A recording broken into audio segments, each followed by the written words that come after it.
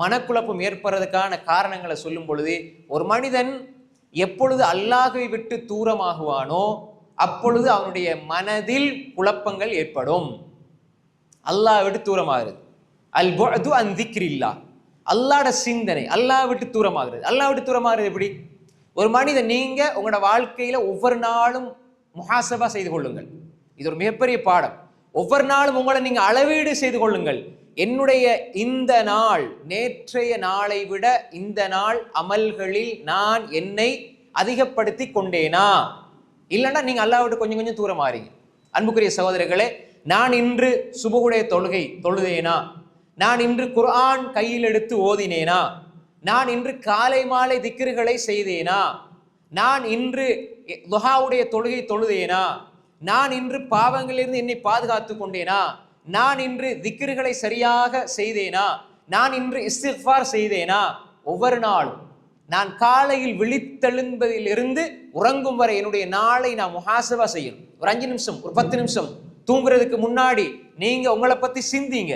அப்படி கொஞ்சம் நீங்க குறைஞ்சிக்கிட்டு போறீங்கடா, நீங்க அல்லாஹ் விட்டு தூரமாகிறீங்க. அல்லாஹ்வை விட்டு யார் தூரமாகுவார்களோ அவர்களுடைய உள்ளத்தில் நெருக்கடியும் மனக்குழப்பமும் ஏற்படும். உள்ளத்துல ஒரே குழப்பமா இருக்குது. பல பேர் சொல்லுவாங்க, உள்ளத்துல ஒரே டென்ஷன் ஆயிருக்குது, உள்ளத்துல ஒரே பிரச்சனை ஆயிருக்குது, உள்ளத்துல எதையோ நினைச்சு குழம்பி குழம்பி நல்லா இருக்கிறோம், பிள்ளைகளோட பேசுறோம், மனை மக்களோட இருக்கிறோம், எல்லாம் ஒத்துமையா சந்தோஷமா இருக்கிறோம், எல்லாம் நிகழ்வுகள் சந்தோஷமா இருக்குது. ஆனா தனிமைந்து வந்துட்டா மனசுல குழப்பம்.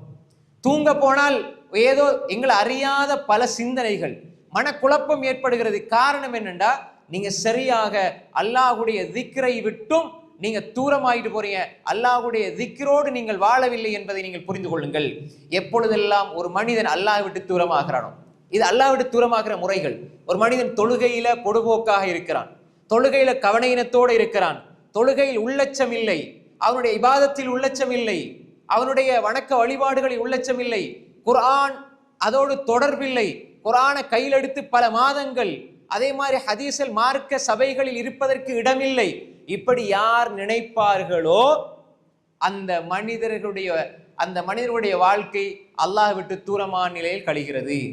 இப்படி யார் வாழுகிறாரோ வாழ்வாரோ அந்த மனிதர்களுக்கு உள்ளத்துல நெருக்கடி ஏற்படும், உள்ளத்துல சஞ்சலம் ஏற்படும், மனசுல குழப்பம் ஏற்படும். ஷைத்தானுக்கு மிக இலகுவாக ஆகிவிடும் இவர்களை வழிகெடுக்கிறது. எனவே அன்புக்குரிய சகோதரர்களே, நாம் தெளிவாக புரிந்து கொள்ள வேண்டும், அல்லாஹ்வுடைய திக்ரை விட்டு தூரமாகிவிடக் கூடாது. அல்லாஹ்வுடைய திக்ர் என்றால் நாம் வாயால சொல்ற திக்ர் மட்டுமல்ல, நாம் அல்லாஹ்வுடைய சிந்தனையோடு வாழுதல்.